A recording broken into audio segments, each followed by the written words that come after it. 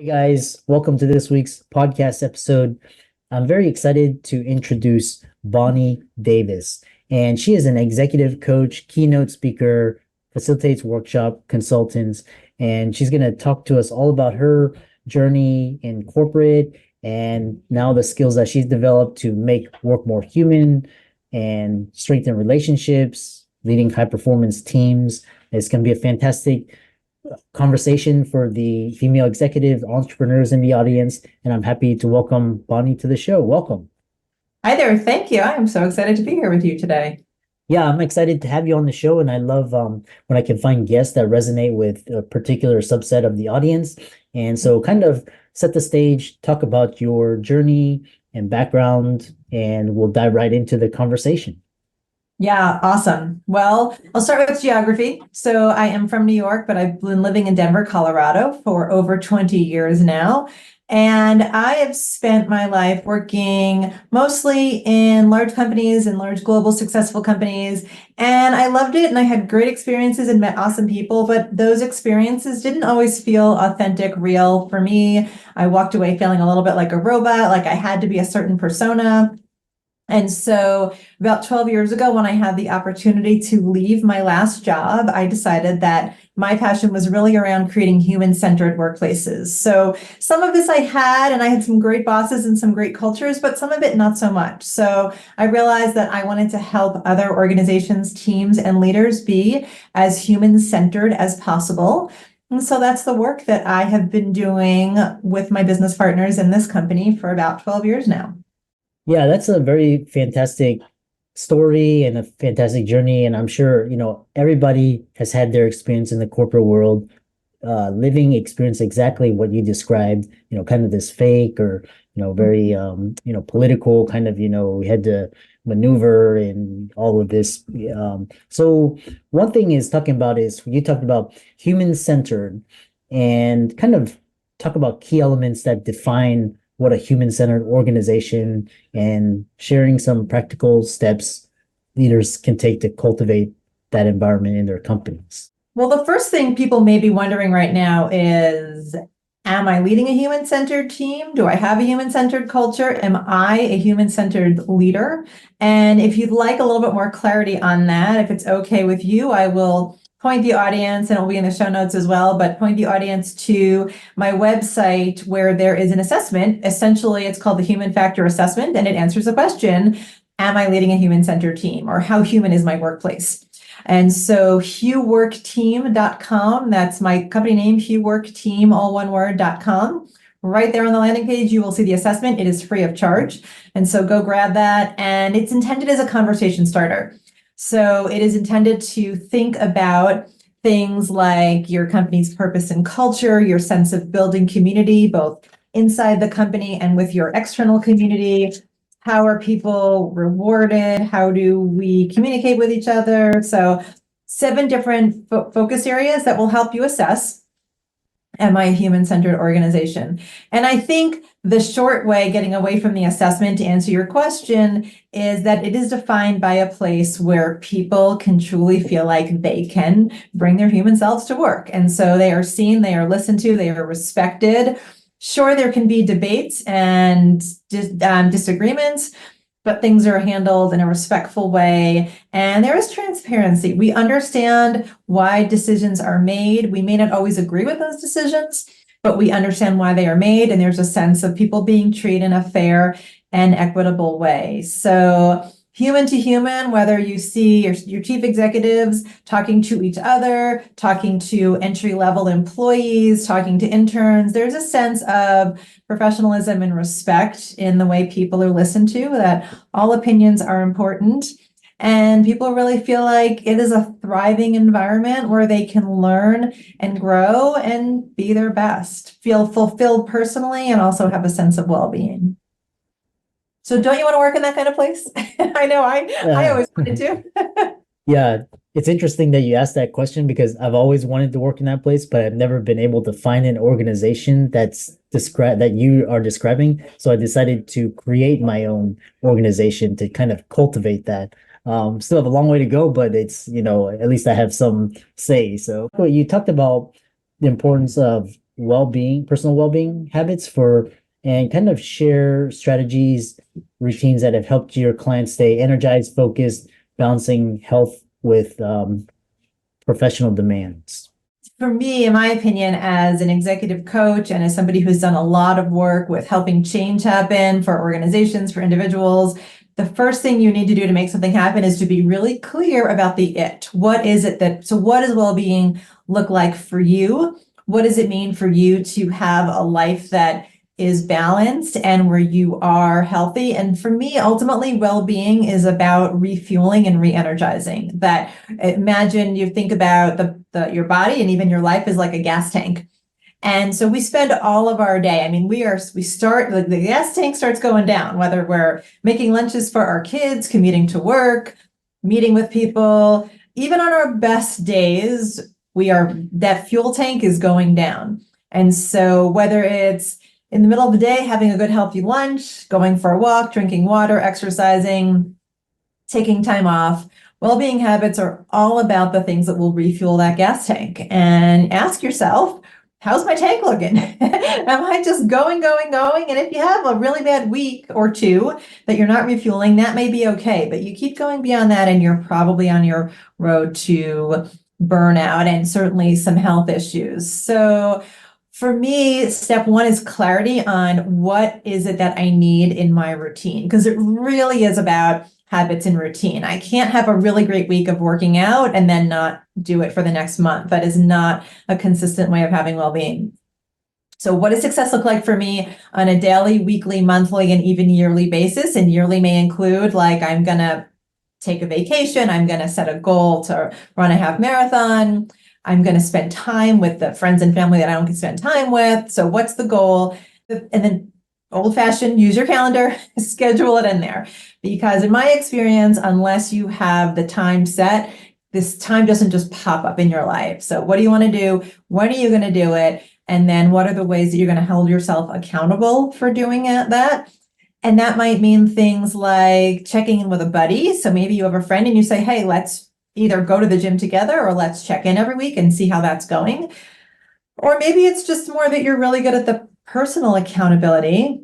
And then I would say reward yourself for a job well done. And happy to talk about rewards, but there are ways I think that we need to really help encourage our own best behaviors when it comes to well-being, because often in a daily routine, we just get busy and that stuff doesn't come up. Yeah, it's one thing that I've really focused on is checking in with my body, especially, in the morning it's great, you're energized, but afterwards it's, kind of you have to check in. So moving on is in the contents of building and leading high performing teams, how do you approach the challenge of maintaining team cohesion, motivation in a digital and remote work environment?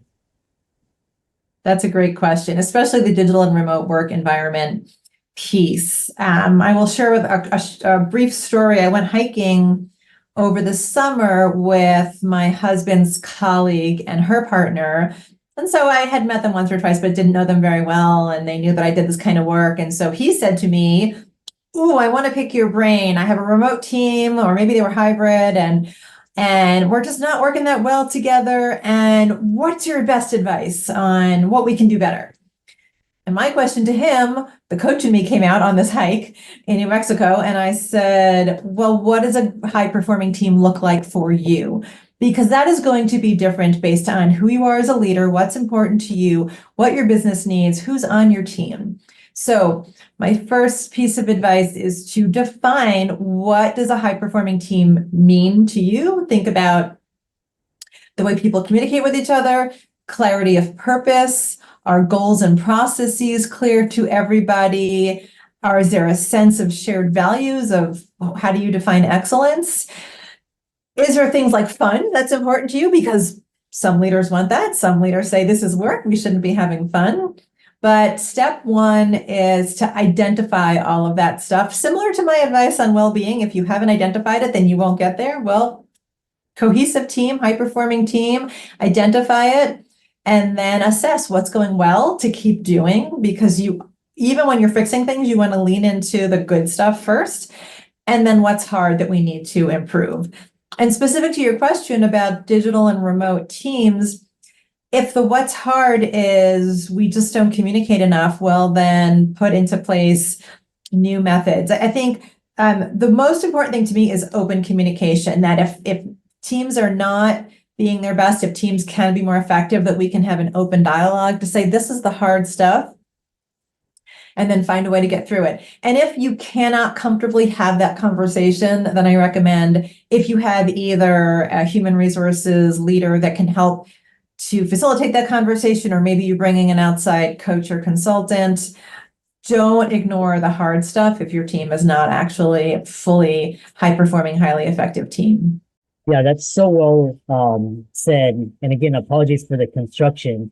Next thing is we talked about leadership.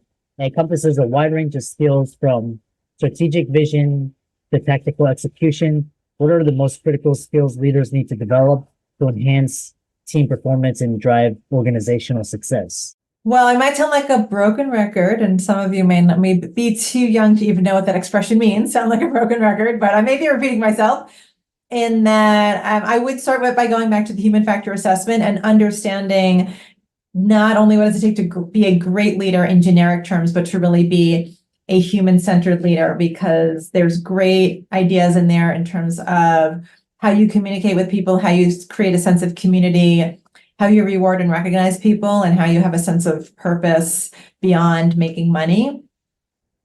I will also say, think about in your organization, who are the most successful leaders and what are the skills that took them to get where they are? Because any of us can Google or chat GPT right now, what does it take to be a great leader? But that's going to differ based on different organizations. So look around, see the most successful people, particularly the ones that you admire, and ask yourself, what are their strengths? And I'll throw some out to think about. You can think about their communication skills, decision-making, problem solving, general executive presence. Are they somebody who you respect and who has that command when they are in front of other people, but also somebody who is clear visionary, has a clear direction forward, and also can hold people accountable for executing on that direction. And as we kind of come to the end of the interview and the conversation, you've talked about identifying and growing one's strengths for a more impactful career. And can you explain how individuals can effectively recognize their unique strengths and leverage them for professional growth and fulfillment? Yes, I wear a number of hats. I think these days, many of us, I know you do, and I think many of us wear multiple hats these days.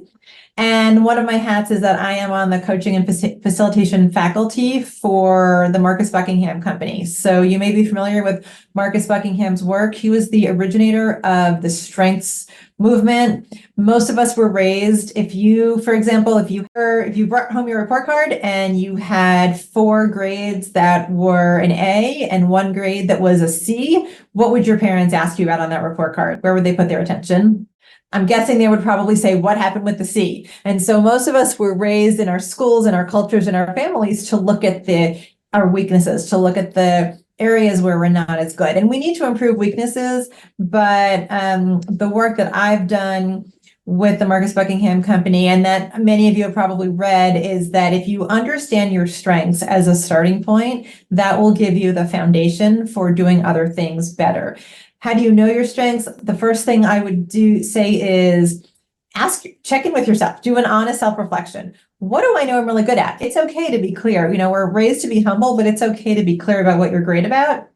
Ask yourself, what do people come to me for? Is there advice or things that people in your personal or professional life? Also, gauge your energy. Think about the things that you do that bring you the most energy. And they could be, if you think about writing a to-do list, the things that you keep writing over and over again that you procrastinate are probably not your strengths. So the things that you get excited to go do, even if they're not your highest priority things on your to-do list, those things you want to do first are probably in your strength zone. And then last thing I would mention, and we can share these links, is that there are free strengths assessments out there that can help you get clarity on what your strengths are. And then ask yourself, am I spending, call it 50% of my time at least in my strength zone? And this gets a little bit back to your question on well-being. if you are really feeling run down and exhausted most of the time, you may likely not be working in your strength zone. And so it's just more fun and energetic to be doing the things that we know we're good at. Again, you don't have to do those all day long, but at least 50% of your time. Be clear about what you are. And I say that you want to know and grow your strengths so that you can get even better at the things that you're good at. And Leslie, I've really enjoyed this conversation. I know you're a very tight, busy schedule. And so how can people contact you and find out more about you and the work that you do? Well, I hang out in LinkedIn a lot, maybe too much. So I am always happy for somebody to reach out and find me on LinkedIn at Bonnie Davis, or if you check for Bonnie Davis HuWork, if you do with the URL, it's Bonnie Davis 01 is the full URL. So always happy to find people on HuWork. And if you go to our website, HuWorkTeam.com, there's a contact us. So feel free to message me on LinkedIn or reach out directly on the contact us form. And that's also where you would find the human factor assessment that I mentioned. So I'd say those would be the two best ways, because I'm pretty much at least popping into LinkedIn a little bit once or twice a day. Yeah, I love LinkedIn, and for all the audience out there listening, Bonnie for coming on, and be sure to give her a like and follow on socials. Check out her company website. Reach out to her to work with her. And with that, thanks so much for coming on to the podcast. Thank you. Hope you have a great day. This was fun. Appreciate it.